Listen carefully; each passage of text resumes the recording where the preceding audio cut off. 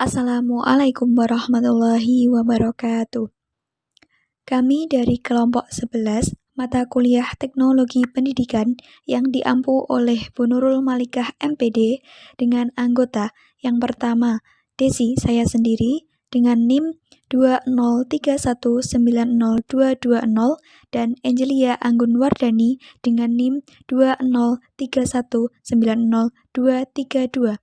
Di sini kami akan mempresentasikan mengenai teori self-efficacy dan relevansinya dengan pendidikan dasar.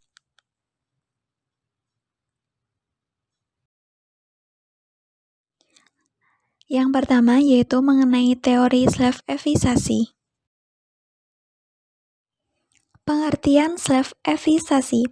Teori self-efficacy merupakan komponen penting pada teori kognitif sosial yang umum, di mana dikatakan bahwa perilaku individu, lingkungan, dan faktor-faktor kognitif, misalnya pengharapan-pengharapan terhadap hasil dan self-efficacy, memiliki saling keterlibatan yang tinggi.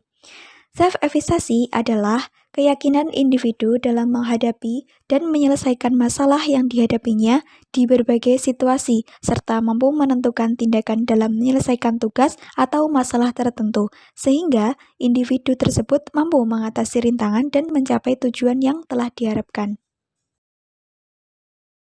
Yang selanjutnya yaitu mengenai klasifikasi self-efficacy. Di sini ada dua klasifikasi. Yang pertama, self-efficacy tinggi dan self-efficacy rendah. Yang pertama, self-efficacy tinggi.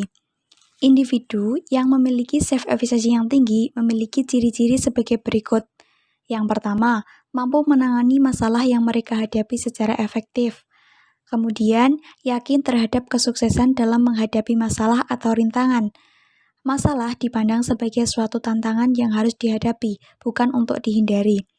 Individu gigih dalam usahanya menyelesaikan masalah dan percaya pada kemampuan yang dimilikinya.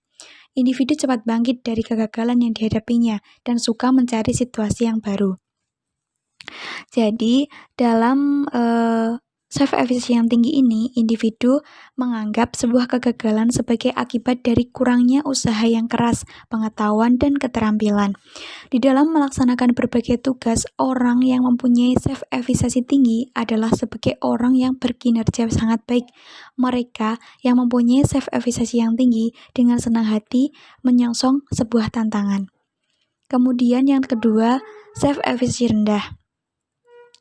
Individu yang memiliki self-efficacy rendah memiliki ciri-ciri sebagai berikut. Yang pertama, lamban dalam membenahi atau mendapatkan kembali self-efficacy-nya ketika menghadapi sebuah kegagalan. Mereka tidak yakin bisa menghadapi masalahnya dan menghindari masalah yang sulit. Mengurangi usaha dan cepat menyerah ketika menghadapi sebuah masalah. Mereka ragu pada kemampuan diri yang dimilikinya. Mereka juga tidak suka mencari situasi yang baru. Aspirasi dan komitmen yang mereka miliki pada tugas itu sangatlah lemah. Nah, jadi individu yang memiliki self-efficacy yang rendah tidak berpikir tentang bagaimana cara baik dalam menghadapi tugas-tugas yang sulit. Saat menghadapi tugas yang sulit, mereka juga lamban dalam membenahi ataupun mendapatkan kembali self-efficacy mereka ketika menghadapi sebuah kegagalan. Jadi di dalam melaksanakan berbagai tugas, orang atau individu yang memiliki self-efficacy yang rendah, mereka mencoba pun tidak bisa, dan mereka tidak peduli betapa baiknya kemampuan mereka yang sesungguhnya. Rasa percaya diri yang mereka miliki itu dapat meningkatkan hasrat untuk berprestasi, namun keraguanlah yang dapat menurunkannya.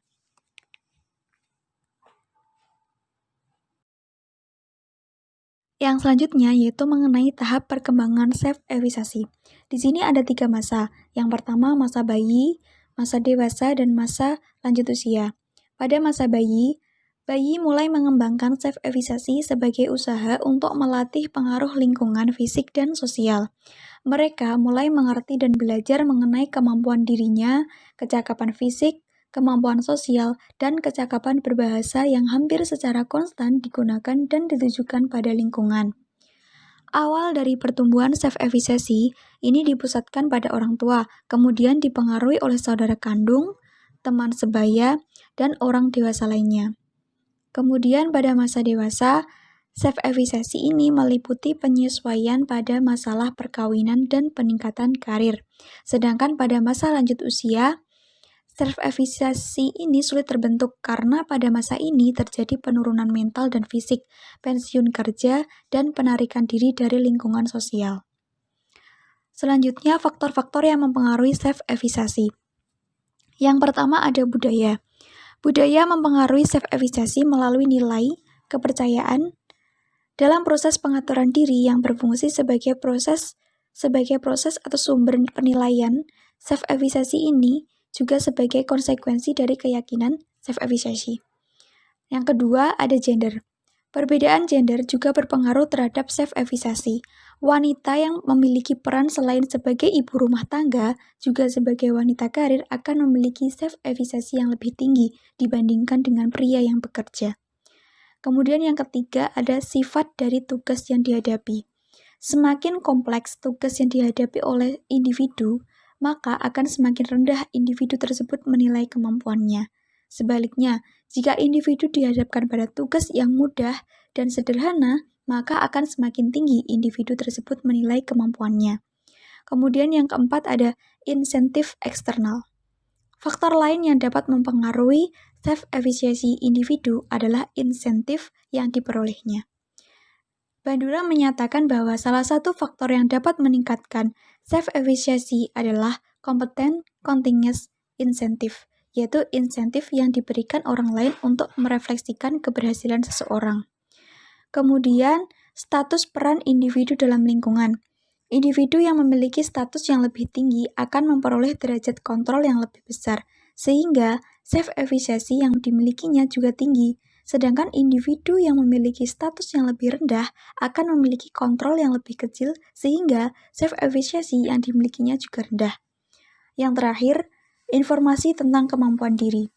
Individu yang memiliki self-efficacy tinggi jika ia memperoleh informasi positif mengenai dirinya. Sementara, individu akan memiliki self-efficacy yang rendah jika ia memperoleh informasi negatif mengenai dirinya. Jadi, informasi tentang kemampuan diri ini sangatlah penting dalam menentukan tinggi rendahnya self-efficacy seorang atau individu.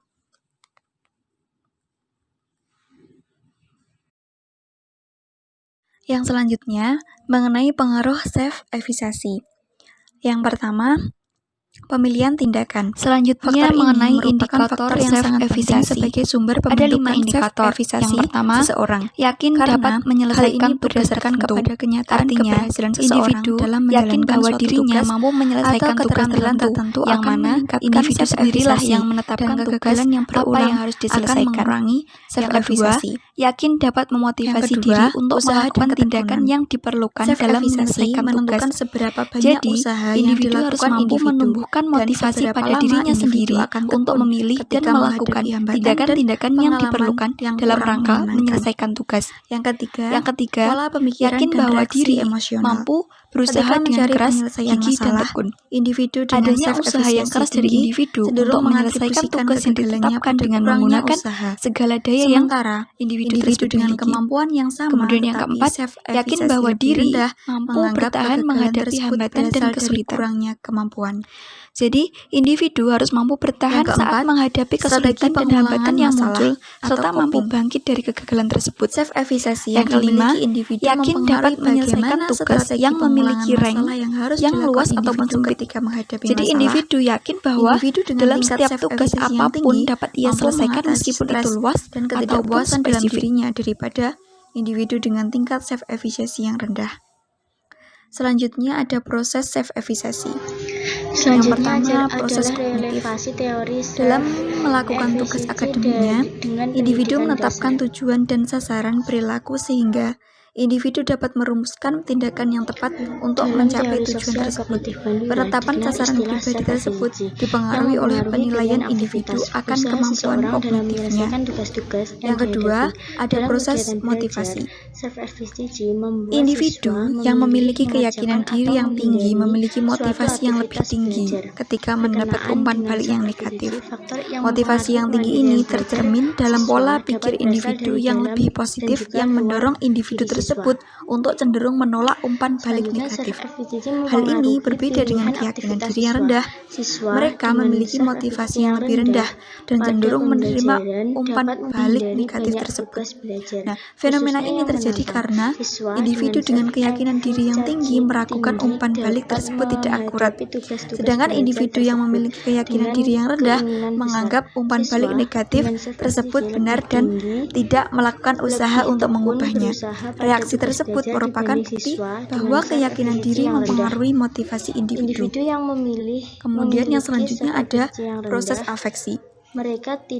Proses afeksi berkaitan dengan kemampuan mengatasi emosi yang timbul pada diri sendiri untuk mencapai tujuan yang diharapkan. Kemudian proses seleksi. Pada proses seleksi ini berkaitan dengan kemampuan individu untuk menyeleksi tingkah laku dan lingkungan yang tepat sehingga dapat mencapai tujuan yang diharapkan.